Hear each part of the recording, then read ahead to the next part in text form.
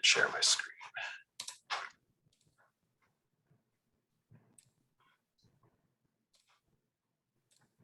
Okay, how's that?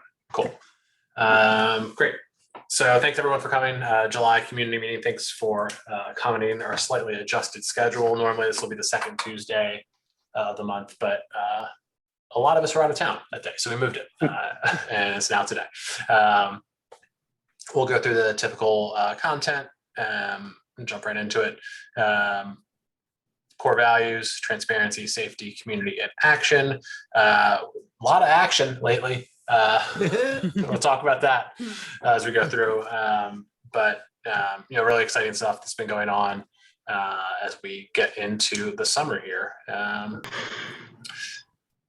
We've talked a couple times about like what our strategy is for the summer, which is really all around how we deal with this transition to being 100% online to partially online, partially in person. We have been doing a few things related to that. We've been pulling back on some of the frequency of our committee meetings while people are on vacation and doing various things and taking tentative steps into the real world. So look for us to continue to try and schedule things on a more ad hoc basis throughout the rest of the summer. We'll prioritize the most important committee meetings, especially things related to getting show operations running for season 4 and marketing support for season 4 going. To that end, we've got at least, I think this is now 9 in-person days booked for season 4, which we'll talk about a little bit more. Taking a break on online workshops for August, along with a lot of other theaters taking a break from online workshops. But that is just a reflection of everyone needing an overall break for the summer, not a reflection of us pulling away from doing online workshops. Those are going to continue for the foreseeable future. We've seen a lot of interest and support for being able to be in contact with teachers from across the world on specific topics. So that's going to continue. And then, continuing to book organizational workshops and training for anti-racism, anti-oppression. We'll talk a little bit more about that in a few slides. And then really no major changes in our in-person plans since the last meeting. July 1st passed in Baltimore, where the Baltimore City mask mandate was lifted. So some of the venues updated their policies accordingly. We've updated that document with any changes in the venue policies for anywhere we're going. And we'll continue to do so, continue to monitor kind of daily case and vaccination statistics for Maryland, and haven't really made any changes to our approach, which is at the highest level. We're going to give people information about the venues we're playing in, and we're going to give people the option to do things online or in person based on their level of comfort.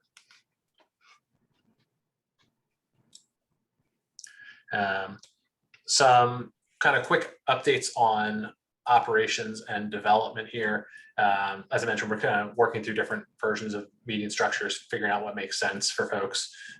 Adrian put together a nice document on research on grants and places to register for charitable donation options.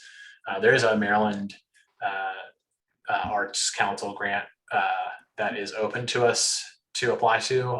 So taking a look at that in the next couple of weeks, see if we can apply for it as part of maybe our season 4, season 5 work. And we've got some other kind of minor things like Square and Venmo accounts set up for ticket merch sales and on-site donations. And then we're going to follow that up with putting some targets out there for donation levels to hit certain milestones that we can try and drive additional donation support through. Brian, you want to talk through programming stuff Sure. and space facilities here? Sure. I was not there, but every account I've heard is that Friday night or Saturday night was fantastic. The pictures made me even more jealous than I was knowing it was happening. But it worked out to have a fantastic show there and keep our online shows that happened that night happening. So yeah, it was great. Sellout audience. Yeah, and everything has seemed to be just super positive, and we're excited to start that partnership with the Lou Room.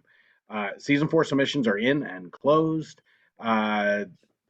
The online schedule, I am waiting for a couple of answers from some people about some moving things around, but it seemed like most of the Most of the Tetris pieces fit together pretty easily, actually, when we looked at it. Nice. And we, if these, well, we're definitely doing this. It's just where these two teams might go. We will be programming five days a week, no shows on Saturdays at all, and no shows on Wednesdays. So we will have 2 nights to kind of just remove a little bit of that effort from our volunteers.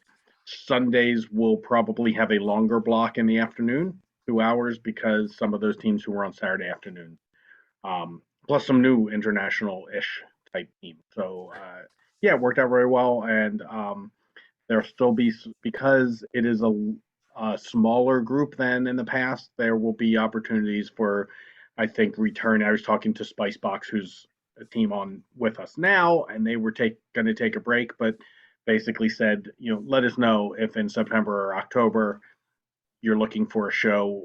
Returning teams, we were probably able to figure something out. It wouldn't be guaranteed, but Yeah. we could take someone who we have a good relationship with and figure out a solution. Nice. Yeah, 9 nights right now, and probably more, because a couple venues that we are working with in August have said, let's do this first one and then see how it goes. So there's just kind of that, I don't want to say hesitation, but feeling out period to make sure it is the right fit. So we will be announcing all that soon. The Artistic Council will be meeting Wednesday to go through the in-person submissions and dole them out at least for August, because those other dates, um, we don't have them for September, October yet. So we're we're definitely do August. We'll kind of start looking at September, October as we move forward. And excuse me, piece of beach caramel popcorn stuck in my teeth. So and looking at the number of submissions we had and the number of blocks we had, getting the fifth venue in August was huge, because that made it a lot less crammed and will pretty much give everybody a chance to perform who had wanted to. So yeah, we're super excited about it, and yeah, I can't wait to get this going. Yeah.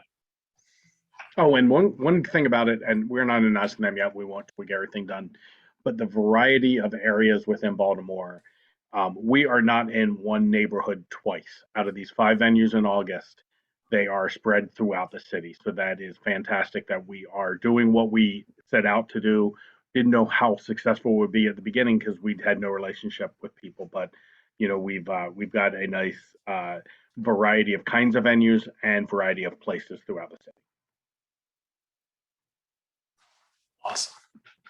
Yes, very excited about that. Marketing stuff it's going great.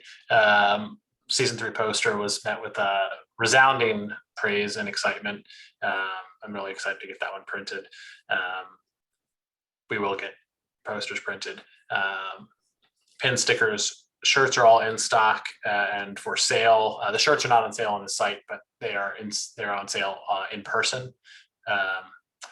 I realize now it's confusing whether I mean on the website or on site for in-person shows. I meant the latter, but the pins and stickers are also available on the website. And through great community effort, we were voted Best in Baltimore Theater for 2021 against much more established and large organizations like Everyman and Center Stage. So that's exciting. Hippodrome, yeah, all those folks. So we'll have to start practicing including that in things we say and do. I think the greatest failure of our in-person show at the Blue Room was we did not mention that once. For some reason. It was out of modesty, I think. I think that's appropriate. And also because I had a cocktail.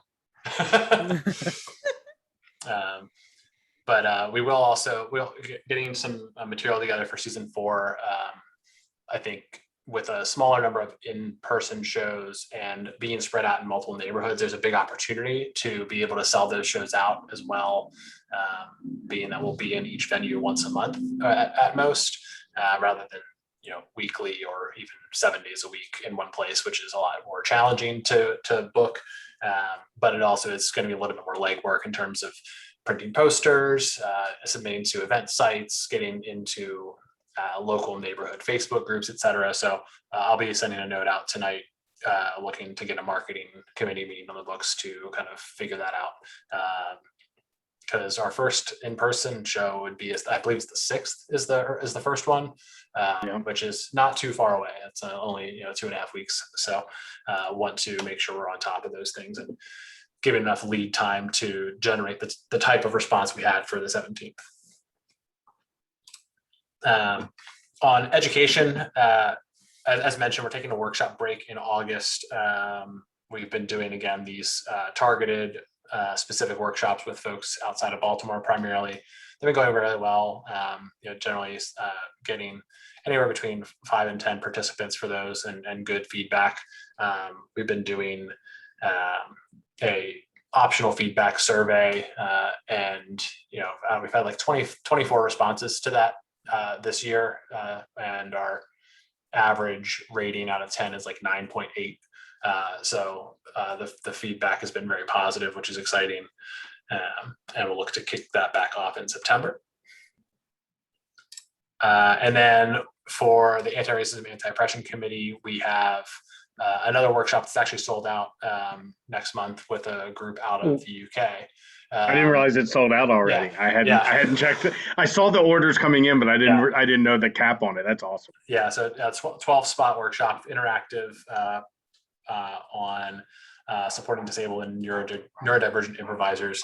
Given that it sold out weeks ahead of time, that this is like the second week of August that this workshop runs, we may ask to book a second section for later in the year, but we'll see how this first one goes, and then book a second one if we find that it was effective. So excited about that. Finance stuff, making money still, which is good. Donations are up over 100% month over month, which is super exciting. Over 850 in donations.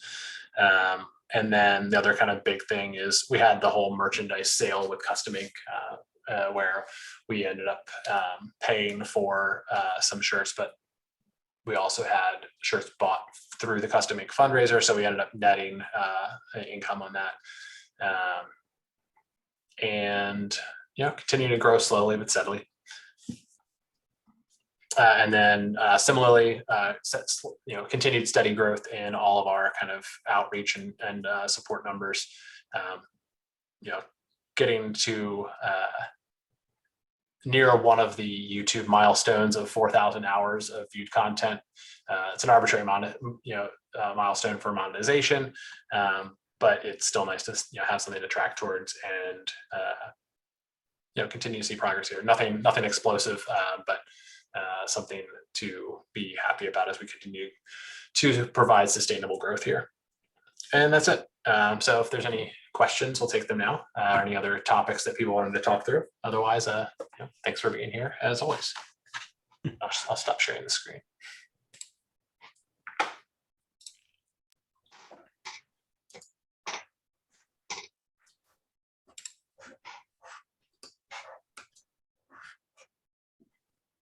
And as always, if you have any questions or you want to get more information on committees or anything like that, you can always reach us at highwireimprov@gmail.com as well.